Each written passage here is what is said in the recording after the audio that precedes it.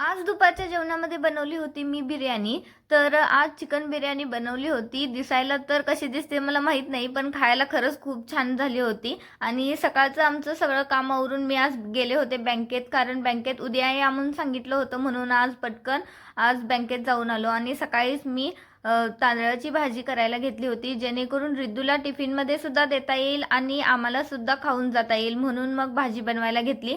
तर भाजीमध्ये आमच्यामध्ये फक्त मीठ आणि लसूण एवढंच घालून भाजी बनवतात, बाकी दुसरं काही घालत नाहीत. पण कर्नाटकमध्ये तसं करत नाहीत. कांदा, टमॅटो, हळद हे सगळं घालून भाजी बनवतात आणि ती भाजी खायला म्हणजे एवढी खाऊशी वाटत नाही. लहानपणापासून फक्त लसूण एवढंच घालून भाजी आपल्याकडे बनवतात आणि तीच भाजी खूप टेस्टी लागते, कारण आपण बाकीच्या सगळ्या भाज्यांमध्ये बाकीचं सगळं घालतोच. मग ह्या भाजीमध्ये फक्त लसूण घालून परतलेली भाजी खरंच खूप खायला छान लागते.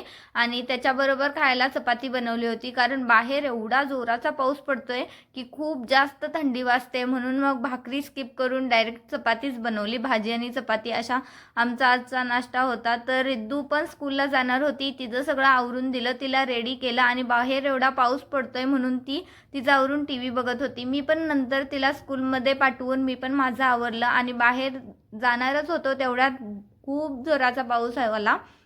आणि असा सारखाच पाऊस येतोय. तुमच्याकडे पण असंच होतंय का?